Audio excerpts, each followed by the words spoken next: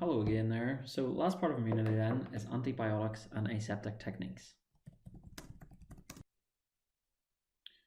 So antibiotics then are chemicals which can kill bacteria or even just reduce their growth.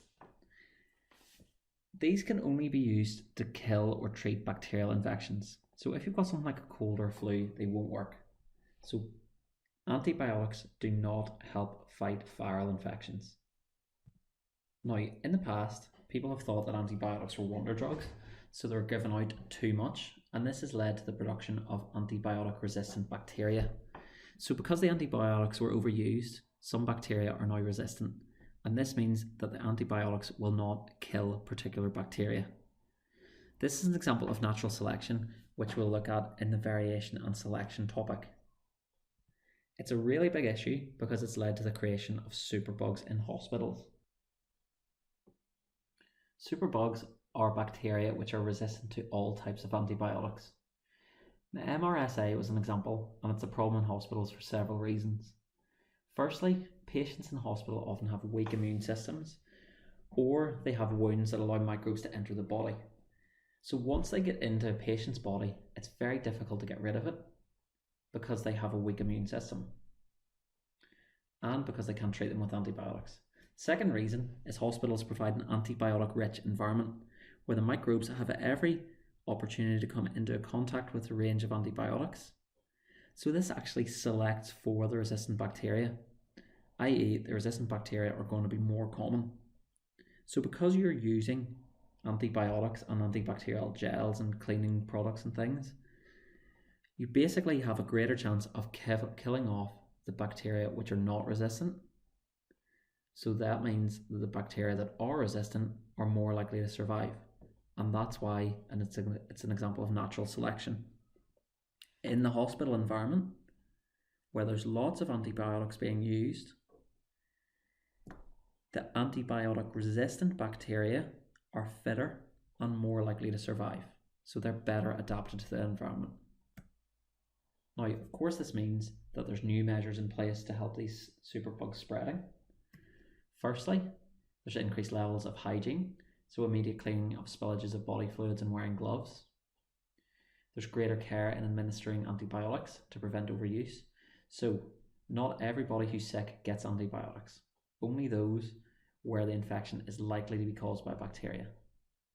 And also, patients who contract a superbug are isolated to reduce the risk of infecting others. Now, the next little section then is all about growing bacteria in a lab. So, the way that we grow bacteria in a lab is done by using the aseptic technique. Now, the whole point of this is that we can grow bacteria in a petri dish, but it doesn't escape out of the lab and create harmful diseases or spread harmful diseases. So what we need is a tube with bacteria growing on the agar. We need a metal loop, or sometimes it's called an inoculating loop. We need a Bunsen burner and a petri dish with the agar. So this is how you grow bacteria in a lab without spreading it around the place. Now, sometimes growing bacteria is called culturing. So this is the method for culturing bacteria. So firstly, before you work with microbes in the lab, you wash your hands and swab the bench with disinfectant to kill any microorganisms on your skin or bench. You then label the petri dish with a pen so that you can identify it easily. The next thing is you take the inoculating loop and heat it in a Bunsen burner until it's red hot. That kills any bacteria or sterilizes it, which is on the loop, and it prevents contamination.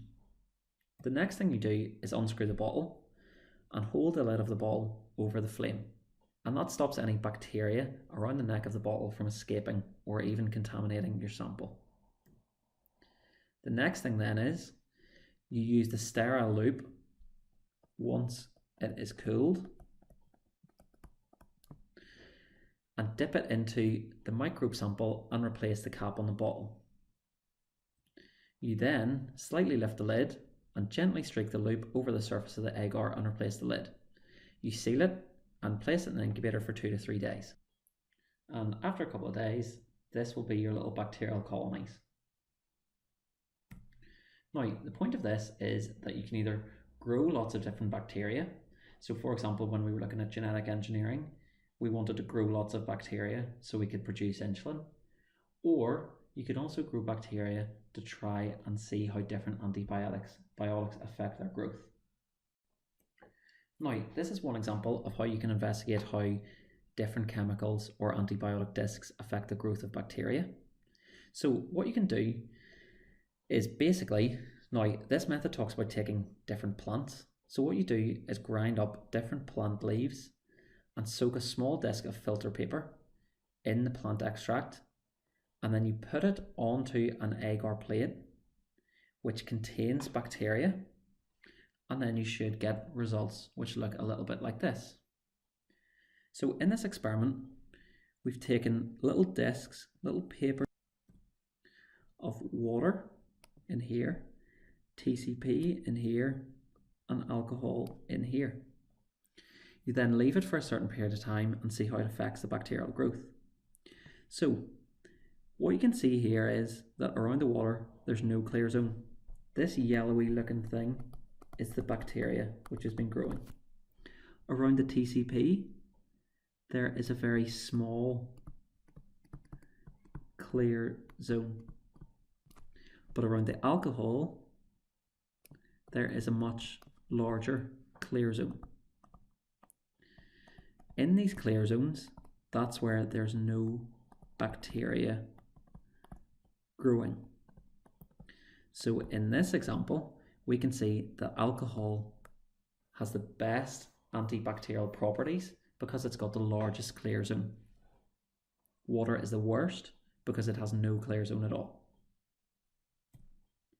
This just shows you another picture of it. So in this one, we have 7 little discs soaked in an antibiotic, and we can see around each one there is a little clear zone. In this one, however, we've used different antibiotics in each little disc. So we can see here that this one and this one have the biggest clear zones, so they're the best. Whereas this one, so I'd say that's 1, 2, that's the 3rd best. This one's the 4th, that one's the 5th, and then these 2 are last. Now, what has to happen is if this is a disc soaked in antibiotics, the antibiotic has to diffuse through the agar outwards, and in that area no bacteria can grow. So this is all because of the antibiotic diffusing through the agar and stopping the bacteria growing. Now this is another little investigation where antibiotics are used. So you produce an antibiotic culture, and then we use little discs which are soaked in antibiotics and place them on the agar plate and leave it for a couple of days. Now here we have the control, which is usually just soaked in water, and we see here that there is no clear zone. Then we have streptomycin, penicillin, and penicillin. The difference is that these are 2 different concentrations. So this one is stronger than this one. Now we can see here streptomycin has this clear zone, penicillin 10 has this clear zone, and penicillin 1.5 has this clear zone. So out of these, penicillin and streptomycin both kill the bacteria. Now remember, the antibiotic diffuses through the agar and stops the bacteria growing. And that is the end of immunity. Thank you. Goodbye.